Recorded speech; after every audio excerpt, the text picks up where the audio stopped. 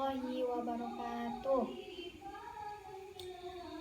Alhamdulillah, hari ini kita masih diberi kesempatan untuk pembelajaran pada hari ini.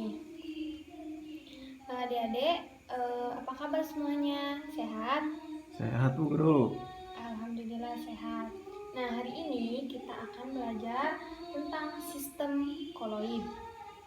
Nah, seperti yang kita tahu bahwa menurut ilmu fisika, perubahan wujud zat itu terbagi menjadi 3 fase. Yang pertama itu ada fase padat, cair, dan gas. Nah, akan tetapi dalam ilmu kimia, perubahan ini dijelaskan lebih detail. Perubahan fase cair terutama. Nah, dalam ilmu kimia, fase cair itu terbagi dalam 3 fase. Yang pertama itu ada larutan, koloid, dan suspensi. Nah, hari ini kita akan belajar ya mengenai 3 sistem tersebut dan membedakan ketiga sistem tersebut. Nah, yang pertama itu ada larutan. Apa itu larutan?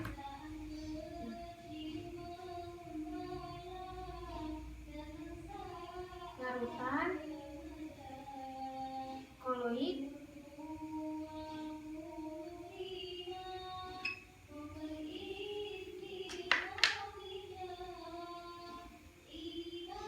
suspensi. Nah, yang pertama itu ada larutan. Apa itu larutan? Nah, larutan itu campuran 2 zat atau lebih yang membentuk dua fasa yang bersifat homogen. Nah, apa ciri-cirinya? Nah, ciri-ciri larutan itu ukuran. Yang pertama, ukuran partikelnya sebesar 1 nanometer. Nah, yang kedua itu bersifat homogen, tidak bisa dipisahkan. Homogen. Nah, yang ketiga itu stabil. Stabil. Nah, yang keempat itu tidak dapat disaring.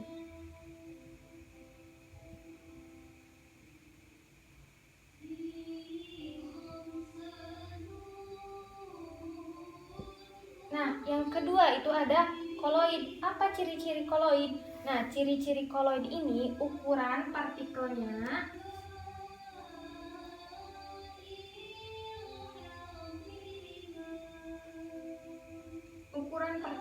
sebesar 1 sampai 100 nanometer. Nah, yang kedua bersifat homogen dan heterogen. Nah, di koloid ini bisa bersifat homogen atau heterogen.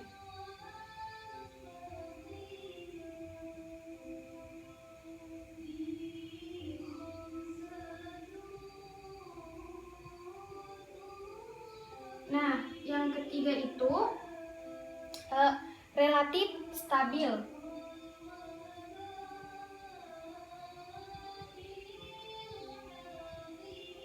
Nah, yang keempat di sini tidak dapat disaring.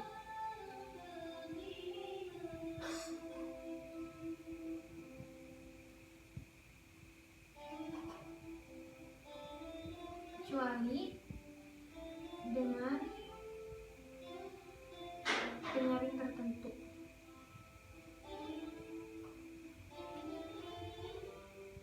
Nah, yang ketiga ini ada suspensi. Apa ciri-ciri suspensi? Nah, ciri-ciri suspensi ini memiliki partikel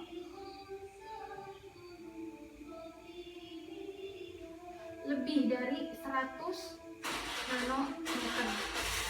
Nah, yang kedua, suspensi ini bersifat homogen. Yang kedua ini bersifat heterogen.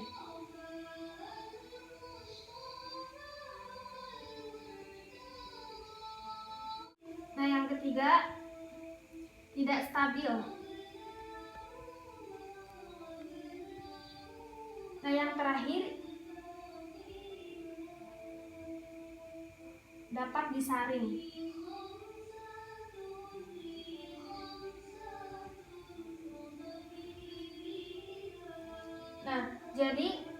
ini ciri-ciri dari larutan, koloid, dan suspensi. Nah, kita lihat di sini, kita lihat perbedaan di sini. Ukuran suspensi ini lebih besar dari koloid dan larutan. Dan ukuran partikel yang terkecil di sini itu ukuran larutan. Nah, larutan tersebut memiliki ukuran partikel terkecil di antara koloid dan suspensi. Nah, setelah kita mengetahui perbedaan dari ketiga sistem ini, nah, sekarang Ibu akan mencontohkan nih, contoh larutan itu apa sih? Nah, contoh larutan ini, yang pertama ada larutan gula, larutan garam, sirup. Nah, contohnya itu seperti itu. Nah, koloid, kalau contoh koloid itu apa? Contoh koloid itu ada susu contohnya. Susu itu kan apabila dilarutkan dengan air itu bersifat homogen ya, tidak dapat disaring. Nah, yang ketiga contoh suspensi. Contoh suspensi itu apa sih? Contoh suspensi itu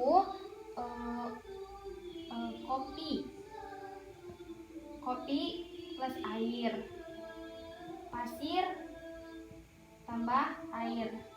Nah, pasir tambah air sama kopi tambah air. Nah, pasti ya kalau misalkan kopi atau pasir dilarutkan dengan air itu bersifat heterogen, jadi kelihatan mana air dan mana pasir, atau mana kopi mana air, seperti itu. Jadi di sini Ibu akan melakukan percobaan mengenai larutan, koloid, dan suspensi agar kalian lebih paham tentang larutan, koloid, dan suspensi. Nah, di sini Ibu memakai kopi, susu bubuk, dan gula. Zat pelarutnya itu di sini ada air. Yang pertama kita akan melarutkan gula terlebih dahulu. Ini contoh larutan ya adik-adik. Kita masukkan gula ke dalam gelas.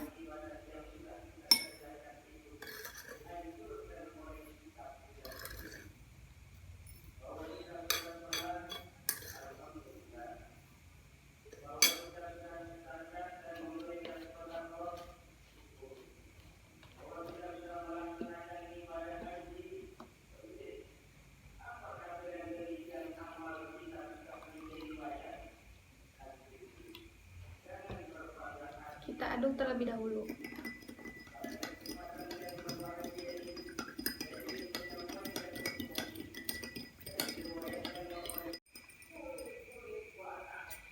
Nah, setelah selesai, kemudian kita amati perubahan yang terjadi. Nah, yang sudah Ibu jelaskan tadi bahwa ciri-ciri larutan itu bersifat homogen. Di antaranya bersifat homogen dan tidak dapat disaring. Nah, di sini larutan gula ini bersifat homogen ya, karena tidak terlihat gitu zat yang terlarut dan zat yang sama pelarutnya, dan tidak dapat disaring karena di sini tidak terdapat endapan, seperti itu. Nah, kemudian yang kedua itu contoh koloid. Contoh koloid tadi yang Ibu jelaskan ada susu. Kita masukkan susu ke dalam gelas.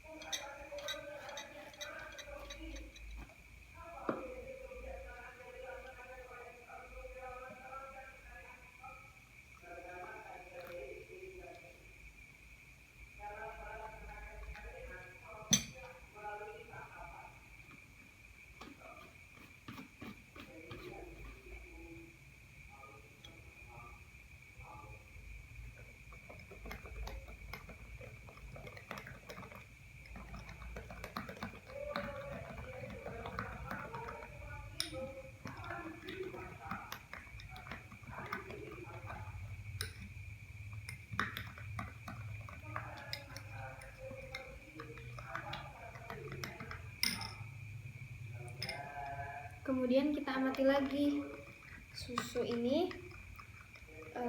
Tadi yang sudah Ibu jelaskan bahwa koloid ini memiliki ciri-ciri bersifat homogen, terus ukuran partikelnya memiliki ukuran partikel 1 sampai 100 nanometer, kemudian tidak dapat disaring. Nah, kalian lihat di sini perubahan yang terjadi. Larutan bersifat susu ini bersifat homogen ya. Jadi dia larut antara zat pelarut sama zat pelarutnya. Nah, kemudian yang ketiga itu ada contoh dari suspensi. Nah, Ibu di sini mengambil contoh kopi sama air. Kita masukkan kopi ke dalam gelas.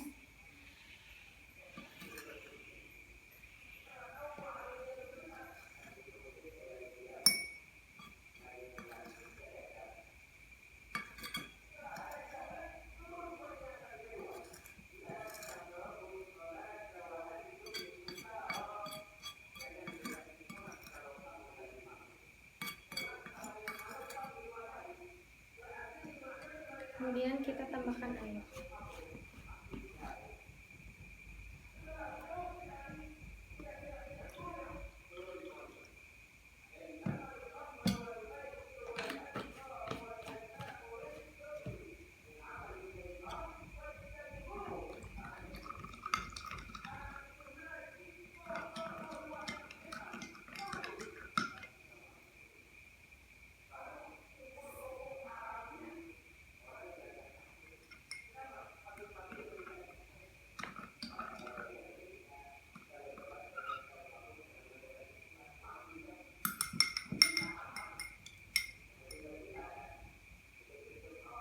Nah, kita amati nih campuran kopi sama air. Ciri-ciri suspensi tadi kan yang Ibu jelaskan itu, suspensi memiliki ciri-ciri bersifat heterogen, terus dapat disaring dan memiliki ukuran yang lebih dari 100 nanometer. Nah, kenapa suspensi ini dapat disaring? Nah, karena suspensi ini memiliki ukuran partikel lebih besar daripada koloid dan larutan. Makanya dia dapat disaring. Sampai sini Adik-adik sudah paham? Paham, Guru. Terima kasih sudah memperhatikan Ibu dari tadi. Mungkin pembelajaran hari ini cukup sampai di sini. Untuk pertemuan selanjutnya kita akan membahas jenis-jenis koloid, sifat-sifat koloid dan lainnya. Mohon maaf atas segala kekurangannya. Wassalamualaikum warahmatullahi wabarakatuh.